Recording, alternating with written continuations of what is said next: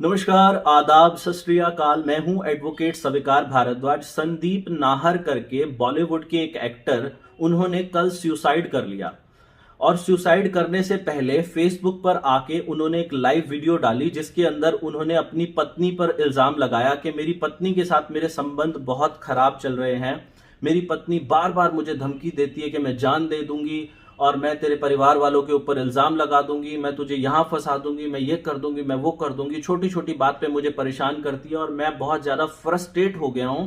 तो मैं अपने पीस ऑफ माइंड में नहीं हूं, मैं कुछ भी कर सकता हूं, कोई गलत कदम उठा सकता हूं, ऐसा उन्होंने अपनी वीडियो में बोला। उसके अलावा फेसबुक पे उन्होंने एक सुसाइड नोट भी डाला जिसके अंदर उन्होंने अपनी पत्नी पे इल्जाम लगाया और उन्होंने बॉलीवुड इंडस्ट्री में चल रही पॉलिटिक्स के ऊपर इल्जाम लगाया कि वहां पर ठीक से काम नहीं मिलता और लोग बहुत ज्यादा कठोर हैं वहां पर। तो ये कहते हुए संदीप नाहर ने कल सुसाइड यानी कि आत्महत्या कर ली। संदीप नाहर वही हैं जिन्होंने MS धोनी मूवी के अंदर सुशांत सिंह राजपूत के साथ काम किया था। ये वही हैं जिन्होंने अभी केसरी मूवी के अंदर अक्षय कुमार के साथ बहुत अच्छा रोल किया। तो इनको काम भी अच्छा चल रहा था। उम्र सिर्फ 30 साल उम्र थी और 30 साल की उम्र में जो मुख्य कारण बताया जा रहा है इंटरनेट पे, जो सब लोग चर्चा कर रहे हैं कि पत्नी से परेशान होके पत्नी ने इतना ज्यादा आतंक मचा दिया था। उनकी वीडियो देखने से ऐसा लग रहा है कि पत्नी ने इतना ज्यादा कुछ परेशान कर दिया था कि वो मजबूर हो गए आत्महत्या करने के लिए। लेकिन मैं ऐसा मानता हूं एक वकील होने के नाते कि ये कोई हल नहीं था जो संदीप नाहर ने किया। आत्महत्या करना, सुसाइड करना, आपने तो अपने परिवार को पूरे जीवन भर के लिए, जब तक वो जीवित रहेंगे, आपने एक बहुत बड़ी सजा दे दी परिवार को। हो सकता है आपकी पत्नी को भी सजा मिल जाए। उन्होंने अपनी सास के ऊपर भी इल्जाम लगाया कि मेरी जो सास है वो मेरी पत्नी को बहुत ज्यादा उसकी लाइफ में इंटरफेयर करती है और उसे बहुत ज्यादा सिखाती है, तू ऐसा कर दे, वैसा कर दे। और हो सकता है आपकी पत्नी को भी और आपकी सास को भी सजा मिल जाए। वैसे तो सजा इतनी आसानी से नहीं मिलती क्योंकि वो लोग भी वकील करेंगे और वकील करेंगे तो वकील भी अपनी दलीलें करेगा। आपको अगर कानून का ज्ञान होता, और संदीप नाहर की तरह ना इस देश के अंदर ऐसे लाखों लोग हैं जो अपनी पत्नी से परेशान हैं और पत्नियां भी पतियों से परेशान हैं, उनकी आपस में बनती नहीं है। पत्नी धमकी दे रही है पति को क्योंकि हमारे देश में कानून ऐसा बना है वो अधिकतर महिला की फेवर में है। जो हिंदू मैरिज एक्ट है, डोमेस्टिक वायलेंस एक्ट है और ये सारी चीजें जो हैं ये महिला के पक्ष में बनी हुई हैं। और महिला, वैसे तो ये कानून इसलिए बनाए गए थे, ये कानून जरूरी थे, महिलाओं के पक्ष में बनाने जरूरी थे क्योंकि महिलाएं जो है ना वो सदियों से दबी कुचली आ रही थी, उनका शोषण हो रहा था, उनको प्रताड़ित किया जा रहा था। तो ताकि वो पुरुषों के समकक्ष आ सकें, उनके ऊपर ये प्रताड़ना ना हो, इसलिए कानून सख्त बनाए गए। अभी भी करोड़ों महिलाएं इस देश में ऐसी हैं जो इन कानून की वजह से अपना जीवन ढंग से जी पा रही हैं, उनको न्याय मिला है। लेकिन फिर भी ऐसी बहुत सारी महिलाएं हैं जो इन कानूनों का गलत इस्तेमाल करती हैं, जो झूठे इल्जाम लगाती हैं अपने पति के ऊपर और फिर वो लोग डर जाते हैं। एक आम इंसान जो बेचारा, जिसको कानून का ज्ञान नहीं है, वो ये सब कुछ देखते हुए डर जाता है और उसको ऐसा लगता है कि यार मेरे परिवार के ऊपर यह आंच आ जाएगी, और उस वक्त दिमाग काम नहीं करता, बुद्धि का नाश हो जाता है और ऐसे समय में इंसान ऐसा गलत कदम उठा लेता है। लेकिन जो लोग भी इस प्रकार की समस्या में हैं, अगर संदीप नाहर जीवित होते तो काश वो भी ये वीडियो देख सकते, लेकिन अफसोस की बात वो नहीं है। और बाकी लोग जो ये वीडियो देख रहे हैं, मैं उनको कानूनी पहलू समझा देता हूं कि आपने कहा अपनी वीडियो में, संदीप ने कहा कि मेरी पत्नी मुझे तलाक नहीं दे रही, वो मुझे आजाद नहीं कर रही। मैंने उसे बहुत बार कहा तो मुझे तलाक दे दे, बजाय कि जब हमारे बीच में बनती नहीं है वो कहती है कि मैं तुझे तलाक भी नहीं दूंगी। और वो उसको परेशान किए जा रही है और संदीप बोल रहा है कि मैं परेशान हुए जा रहा हूं। वो उन्होंने कहा कि मैं इतना ज्यादा फ्रस्ट्रेट हो गया कि मैं तो बहुत पहले ही सुसाइड कर लेता, लेकिन नहीं कर पाया। आज कुछ ऐसी परिस्थिति आ गई, हमने देखा उनका सुसाइड नोट आते ही कुछ देर के बाद उन्होंने सुसाइड भी कर लिया। लेकिन उनकी पत्नी अगर उनको तलाक नहीं दे रही तो कानून में इसका क्या प्रावधान है, इसको समझने की कोशिश कीजिए। पत्नी ज्यादा से ज्यादा क्या कर सकती थी? पत्नी ये कर सकती थी कि उनके ऊपर डावरी का मुकदमा दर्ज करा देती। डावरी यानी कि दहेज का मुकदमा, कि मेरा पति और मेरे ससुराल वाले मुझसे दहेज मांगते हैं, दहेज प्रताड़ना का केस दर्ज करा देती। और या फिर क्या करा सकती थी, उनके ऊपर मारपीट का मुकदमा दर्ज करा देती, घरेलू हिंसा का करा देती, मेरे साथ गाली गलौज करते हैं, मेरे साथ मारपीट करते हैं। या फिर क्या करती, मेंटेनेंस का मुकदमा दर्ज करा देती। मेंटेनेंस यानी कि मेंटेनेंस क्लेम करने के लिए पिटीशन फाइल कर देती कि मुझे हर महीने खर्चा यानी कि गुजारा भत्ता चाहिए अपने पति से, ये कर सकती थी। हद मार के अगर वो किसी टेढ़े वकील के पास चली जाती और वकील उसे सलाह देता तो हो सकता है वो अपने ससुराल वालों के ऊपर कोई उल्टा सीधा इल्जाम भी लगा देती कि मेरे ससुर जो हैं वो मेरे साथ गलत काम करते हैं या ऐसा कुछ भी कर देती। लेकिन इनमें से कोई भी इल्जाम वो अगर आपके ऊपर लगाती तो हर चीज का डिफेंस है। अगर तो आपने सच में ऐसा कुछ किया है, आप अपनी पत्नी को खर्चा नहीं दे रहे हर महीने, तो आपको देना चाहिए। कानून भी ऐसा कहता है, इंसानियत भी ऐसा कहती है।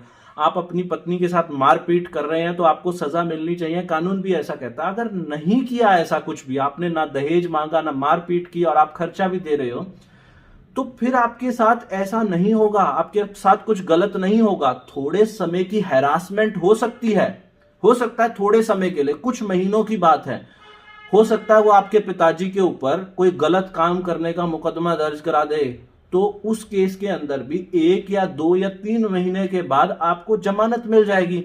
जमानत मिलने के बाद आप अपना केस कोर्ट में जाके लड़ सकते हो। अगर आप हर महीने अपनी पत्नी को खाने पीने के लिए, रहने के लिए खर्चा देते हो, फिर आपको खर्चे से भी नहीं डरना चाहिए। और आपके ऊपर अगर वो दहेज का केस लगा देती है तो प्रूव करना पड़ेगा कोर्ट में। कोई भी बात सिर्फ कह देने से मान नहीं ली जाती। अगर आपको ऐसा लगता है ना कि आपकी पत्नी ने ये कह दिया कि भाई मेरे पति ने तो मेरे को दहेज मांगा है, सिर्फ कह देने मात्र से कुछ नहीं होता, उसको प्रूव करना पड़ेगा। कोर्ट के अंदर मुकदमा चलेगा, हो सकता है कुछ महीने लग जाए, कुछ पैसे लग जाए, वकीलों को पैसे देने पड़े आपको, लेकिन वो आपकी जान से तो कीमती नहीं है ना वो पैसे। आप किसी वकील के पास चले जाओगे तो आपकी जान से कीमती नहीं है। तो आपको करना क्या चाहिए, ऐसे समय के अंदर जब भी किसी की पत्नी उसको प्रताड़ित कर रही हो, आप बोलते हैं कि जी मेरी पत्नी मेरे को तलाक नहीं दे रही, कब तक नहीं देगी, कब तक नहीं देगी। आप अगर रहना ही नहीं चाहते उसके साथ तो मत रहो, लेकिन आपको अगर ये जल्दबाजी है कि मुझे किसी और से फटाफट शादी करनी है तो फिर आपको दिक्कत आने वाली है।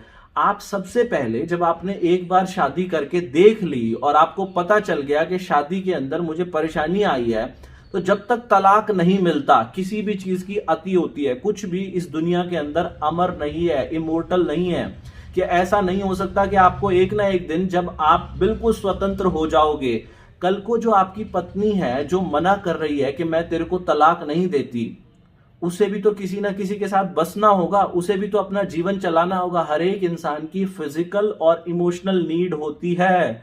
तो कल को जब आप उसको स्वतंत्र छोड़ दोगे कि भाई तुझे तलाक नहीं देना ना, कोई बात नहीं।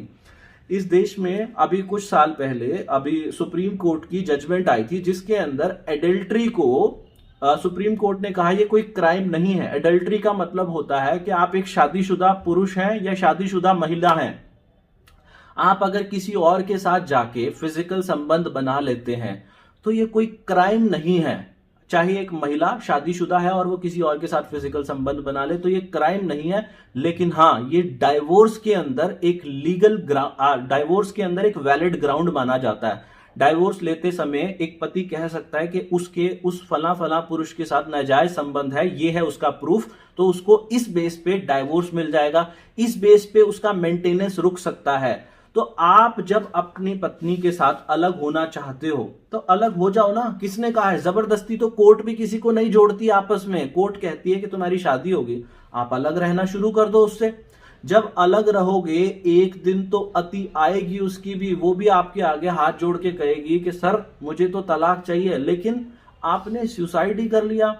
जल्दबाजी क्या है आपको? कोर्ट के अंदर उसको कर लेने दो, आपके ऊपर जो भी एफआईआर करती है उसको कर लेने दो। आपको पता है हम लोग कोर्ट में बैठते हैं, कोर्ट के अंदर बड़े बड़े ऐसे ऐसे मुजरिम आते हैं जिनके ऊपर मर्डर का भी मुकदमा होता है और वो भी बेखौफ होके आते हैं, उनको पता है कि हमारी तारीख लगेगी। अभी कुछ दिन पहले यूट्यूब पे आप देखोगे सोनू मालपुरिया करके एक बहुत बड़े गैंगस्टर हैं, उन्होंने बहुत सारे मर्डर के उनके ऊपर मुकदमे चल रहे थे और अब वो अपने सारे केसेस से बरी होके आ गए और देखो कितनी अच्छी जीवन जी रहे हैं, लोगों को अच्छी शिक्षा दे रहे हैं, अपने स्वास्थ्य के ऊपर ध्यान दे रहे हैं।